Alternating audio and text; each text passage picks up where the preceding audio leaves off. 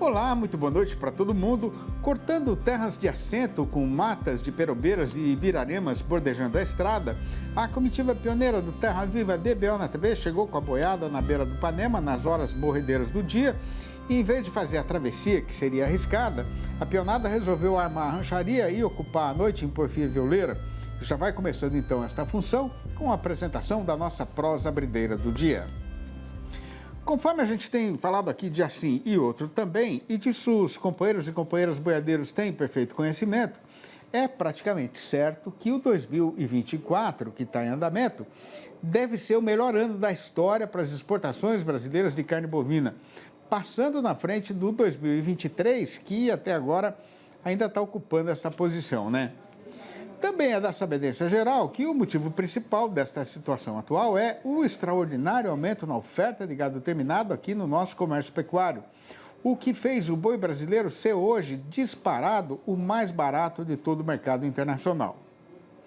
A questão é que, com a virada de ciclo da nossa atividade, o vento vai começar a bater do lado contrário, com o esmagrecimento da oferta de boiada engordada e o começo da recuperação da cotação.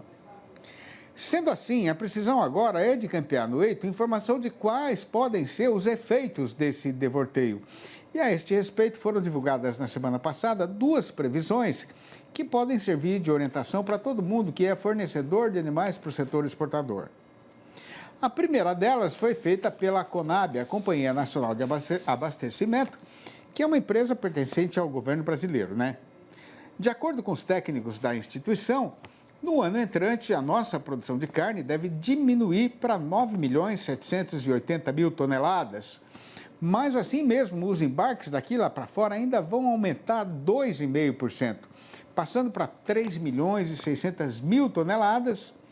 E repare, o companheiro boiadeiro, que se isso for mesmo confirmado, vai ser a terceira vez seguida que o melhor resultado da história vai ser renovado, né? Já a segunda previsão, merecedora da atenção da amiga pecuarista, é sobre o tamanho e o rendimento do rebanho bovino brasileiro e foi feita pelos especialistas do USDA, o Departamento de Agricultura dos Estados Unidos, que vem a ser o equivalente ao nosso ministério lá no governo do gigante nortista. Na parte da produção de carne, os técnicos estadunidenses estão sendo bem mais otimistas, digamos assim, do que o pessoal da Conab. E estão falando que no ano que vem o volume vai chegar a 11.850.000 toneladas, com uma queda de 0,8% em relação a 2024. Já a boiada nacional deve ficar em 182.180.000 animais, ou 2,5% a menos do que no ano atual. Pois então, o caso é de anotar tudo e esperar para ver quem é que vai acertar, né? Tem coisa que a gente sabe desde menino, outras o vivente aprende conforme os caprichos do destino e assim vai se levando a vida. Já na lida de escolher, plantar, manejar ou renovar o capim mais indicado para engordar o gado de acordo com a sua condição de criação, por mais que o amigo pecuarista seja competente, a gente recomenda consultar sempre um especialista, participando aqui da nossa sessão sobre pastagens com o engenheiro agrônomo Wagner Pires, consultor técnico do Portal DBO e colunista convidado aqui no Terra Viva DBO na TV.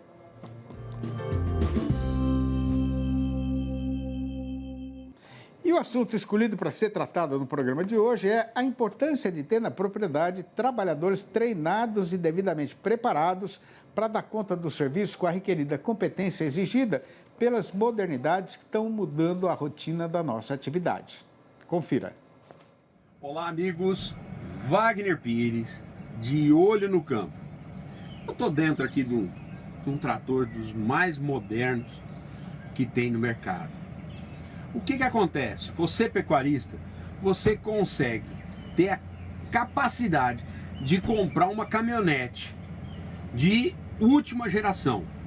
Aí você não entrega essa caminhonete para ninguém, nem para filho, tá? Mas aí você compra um trator que vale a caminhonete em termos de tecnologia, que entrega trabalho, entrega na mão de um funcionário que não sabe ler e escrever. Pecuarista, é fundamental você capacitar o seu funcionário. Vamos parar de ter tratorista aquele cara que é tratorista, cerqueiro, vaqueiro, é tudo na fazenda. E vamos ter um operador de máquinas. Olha um trator hoje, tudo computadorizado, olha aqui, ó, tudo digital, entra aqui, tudo computadorizado. Mas isso aqui é a última geração, tem um lugarzinho para colocar aqui o GPS. Agora, como é que você quer que um vaqueiro seja operador? Não vai ser. Um cerqueiro também não. Você tem que capacitar esse profissional, você tem que capacitar esse funcionário. Esse funcionário tem que fazer manutenção diária nesse trator, tem que fazer manutenção semanal nesse trator, tem que saber a hora que acender uma luz aqui diferente, ele tem que saber o que é, ele tem que olhar aqui pressão do óleo, tudo para poder operar e te entregar um bom resultado. Então, ó, muda a cabeça, muda o seu jeito de pensar, olha para o futuro. Máquina foi feita para te servir, para te entregar resultado, mas você precisa de um operador capacitado à altura, que entenda, que saiba fazer leitura do painel da máquina. Aí sim você vai ter um bom resultado. Vamos pensar nisso. Grande abraço e até a próxima, se Deus quiser. Andando na toada recomendada e sem ter pressa desmedida na condução da boiada, a comitiva já vai levando de vencida a primeira das 3 pernadas da jornada que foi combinada para ser cumprida, aproveitando então para fazer uma parada ligeira nesta nossa lida marchadeira. É um minutinho só e é já que a gente vai voltar, aguarde. Impresso ou digital? Se você quer o melhor conteúdo para a pecuária, fique com os dois. Tenha sempre seus exemplares da DBO à disposição, no escritório, na caminhonete ou ao alcance de seus colaboradores na fazenda. DBO é fonte de conhecimento, reportagens de campo, matérias, artigos e análises de mercado. Entre lá na nossa loja no portal DBO e faça sua assinatura impressa e digital ou só digital. Os companheiros e companheiras pecuaristas que são os verdadeiros especialistas nestas artes de ganhar a vida na lida de gado têm perfeita sabedência de que, por conta da costumeira inapetência do consumidor brasileiro, normalmente a parte fechadeira de todo mês é de febre paradeira na nossa praça boiadeira, né?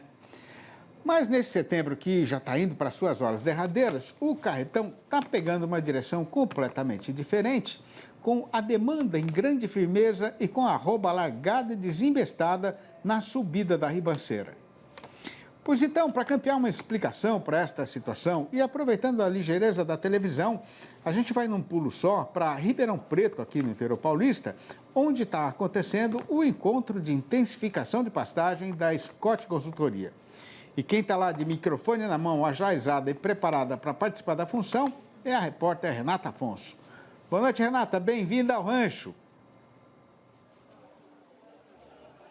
Boa noite, Sidney. Obrigada. Foi um dia muito bacana aqui no encontro de intensificação de pastagens da Scott. Esse é o momento do happy hour, mas foi um dia de muita informação. Falou-se muito de mercado e também de crédito de carbono, a importância do pecuarista investir nisso. Vamos falar agora de mercado com Pedro Gonçalves, que é analista da Scott Consultoria. Está aqui do meu lado.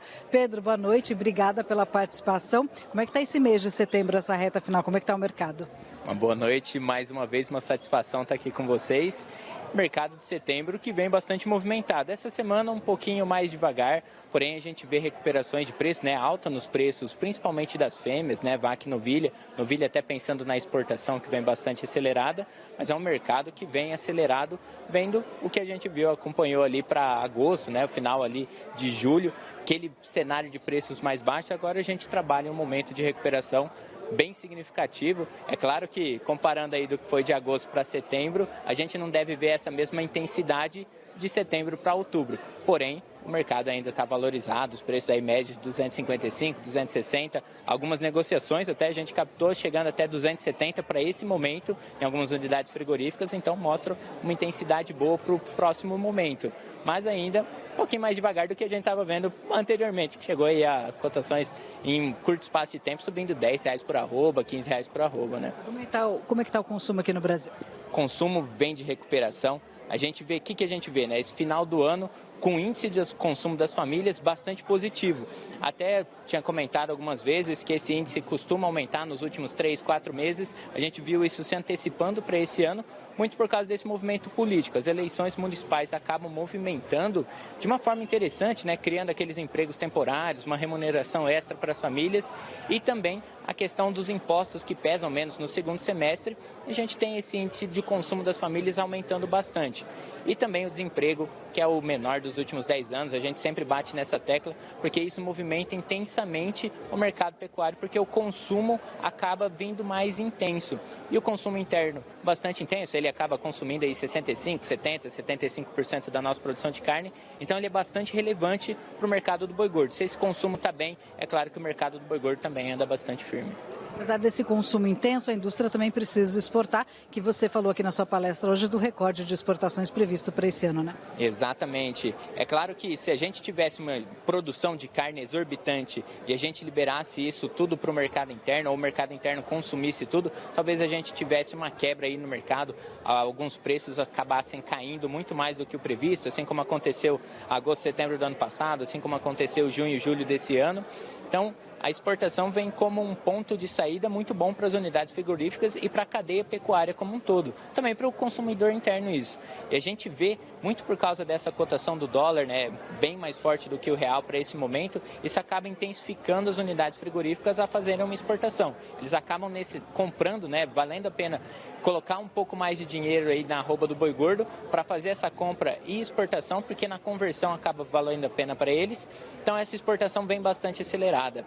E a gente viu, né, até o momento, no acumulado de janeiro até agosto, os dados fechados, a gente vê uma exportação de 2,5, mais ou menos arredondado, milhões de toneladas equivalente de carcaça total exportada, né, considerando todo tipo de carne bovina, seja ela industrializada, tripas, etc., um volume 22, 23% acima do que foi ano passado, que foi o recorde. Ou seja, esse ano está caminhando para ser um novo recorde em volume e que esse volume alto, mesmo com os preços médios pagos mais baixos, acaba compensando e criando um faturamento que possivelmente pode ser um recorde também, ou o segundo maior faturamento que a gente vai ver aí no nosso cenário histórico.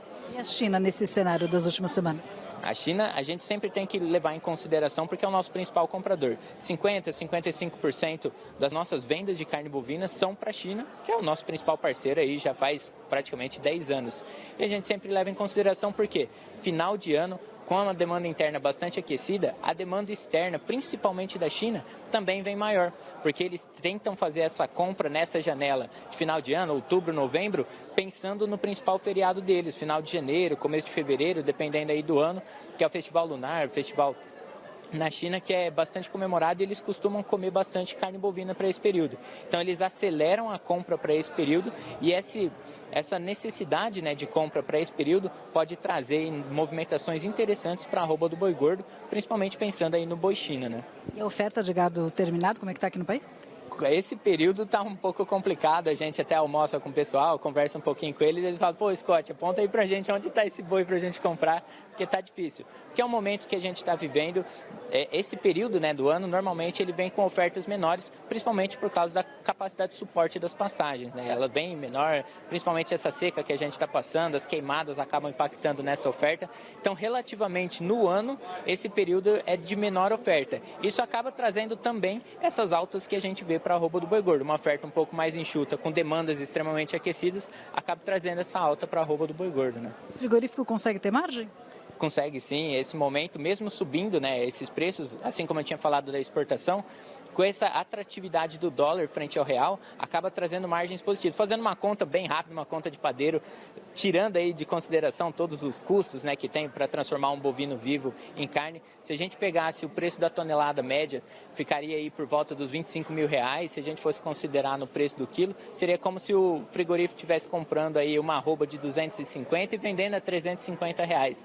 Claro que desconsiderando todos os custos para transformar o bovino vivo na carne de exportação, mas ainda indica que tem uma margem positiva nesse cenário e essa margem positiva ainda pode trazer ganhos significativos para a arroba do boi gordo.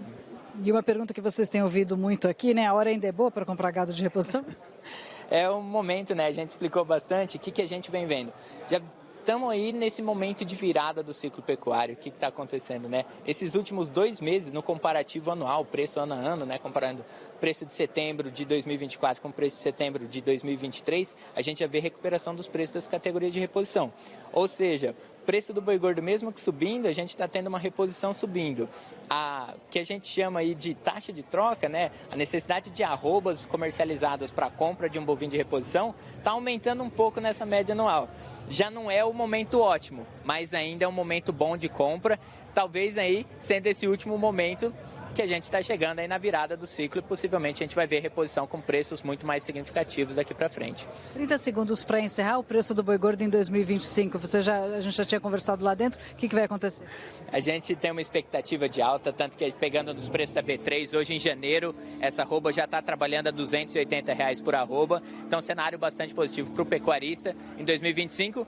Porém, com um custo deve vir um pouco mais impactante por causa dessa reposição que deve vir mais cara também. Obrigada pela participação. Sidney, você viu, terminamos na hora certa. Já começaram a aumentar aqui a música no encontro de intensificação de pastagens. Amanhã o dia vai falar sobre a importância do pecuarista cuidar da sua pastagem, do manejo correto. O que ele deve fazer para ter uma boa pastagem e uma boa produtividade do gado. Muito bom, obrigado Renata, obrigado Pedro, um grande abraço para vocês aí, excelente evento da Scott. Bom, com a ponteira estando já na porteira da ramada e esperando a culatra chegar para juntar mais a boiada, a comitiva faz aqui uma rápida parada e dentro de mais alguns instantes, ali da marchadeira será retomada. E na parte derradeira da jornada, o nosso tempo será então ocupado com o destrinchamento do caso passado no mercado do boi gordo, que será anunciado agora pela seguinte manchete chamadeira. Faltando agora só 3 dias e mais algumas horas para arrematar o mês no calendário, o consumidor está com o apetite destampado, no mercado pecuário a oferta de boiada terminada está muito apertada e o resultado é que na nossa praça boiadeira a arroba continua subindo a ribanceira largada em desabalada carreira. Terra Viva DBO na TV volta dentro de 3 minutos e mais um caquinho. Aguarde, por favor. Fazer a negociada da boiada é um serviço delicado, porque o companheiro fazendeiro tem de conhecer bem a qualidade do seu gado e ser ligeiro para entender direito a realidade do mercado. Para quem está precisando dessa informação, a gente tem aqui à disposição o noticiário e o nosso comentário a respeito da situação atual do boi gordo e de qual foi a variação da sua cotação.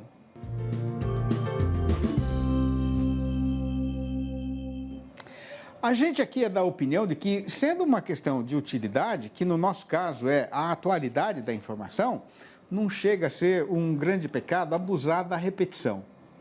Pois então, e tendo a necessidade de cumprir a nossa função, o caso agora é de deixar reforçado e repisado que, mesmo com o mês estando avançado na sua metade fechadeira, desta vez a nossa praça boiadeira saiu do seu roteiro costumeiro e continuou desembestada na subida da ribanceira.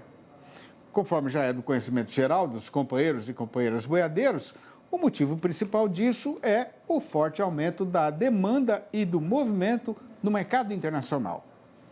Costumeiramente, no trecho derradeiro de todo o ano, os países da nossa freguesia lá no estrangeiro, especialmente a China, já compram mais mesmo, para reforçar o estoque de mercadoria nas suas gigantescas câmaras frias. Mas agora, neste 2024, a demanda está bem maior do que o normal, por conta da conjuminação entre o preço do boi brasileiro, que é o mais barato do mundo, o encurtamento da oferta dos Estados Unidos e a questão cambial, com a alta do dólar em relação ao real, que melhora o poder de competição dos nossos produtos lá fora. Aqui no nosso próprio terreiro, com o amansamento da inflação e a redução do desemprego, o salário do trabalhador brasileiro ainda não está cobrindo o mês inteiro, mas o dinheiro já está sendo suficiente para não deixar vazia a gaveta de carne da geladeira e para o povo poder esperar a virada do calendário sem precisar comer só arroz e feijão com ovo todo dia, E para completar esta concertação, a oferta de gado terminado está cada vez mais apertada e o comprador de boiada, mesmo aumentando a cotação, está tendo de correr muito chão no estradão para poder fazer a carga do caminhão. Amarrando então as pontas dos traços para acabar de trançar este laço, no balanço do dia do pessoal da Scott Consultoria foram apuradas mudanças nas cotações em 14 das 32 regiões consultadas em todo o Brasil. E mais uma vez o que aconteceu foi que em todas estas praças consideradas, a arroba subiu. E de novo a lista das arribadas foi ponteada por Barretos de Araçatuba, aqui no estado de São Paulo, sendo que agora o boi aumentou sozinho para R$ 262 a prazo e ainda para descontar a parte do fundo rural. Já no sul do Tocantins, a alta foi geral, com o macho passando para R$ 237 e a fêmea para R$ 220. Em Cuiabá, capital de Mato Grosso, e também na região sudoeste do estado, está difícil de achar vaca para comprar. E o fazendeiro que tem não quer entregar por menos de R$ 215. A carestia desse tipo de mercadoria também está grande em Três Lagoas, no estado de Mato Grosso do Sul, e por este motivo a cotação da fêmea foi reajustada para R$ 240. No norte das Minas Gerais, o boi melhorou para R$ 252. No Acre, o macho só sai se for por R$ 210. No sudeste da Rondônia, o dono do frigorífico está aceitando pagar pela fêmea R$ 220. Em Paragominas, no Pará, o preço mínimo da vaca agora é R$ 210. Nas Alagoas, o macho foi promovido para R$ 240 e a fêmea para R$ 227. No oeste do Maranhão, não tem mais vaca por menos do que R$ 205. No Espírito Santo, o boi encareceu para R$ 242. E no noroeste do Paraná, quem quiser fêmea vai ter de pagar R$ 235. Viramundo campeando o caminho certo no chão deste vasto mundo do sertão, eu fiz parada aqui nesta ribeira e, sem ter vizinho perto, levantei sozinho o meu ranchinho. Cheguei trazendo na bagagem de viagem quase nada, a não ser um punhado de ideias na mente e a algibeira cheia de sementes. Lavrei o chão e plantei, caí, levantei e não desisti nem quando o céu secou e me fez traição. Mas demorou até eu aprender que a terra não se doma com valentia, mas com conhecimento e parceria.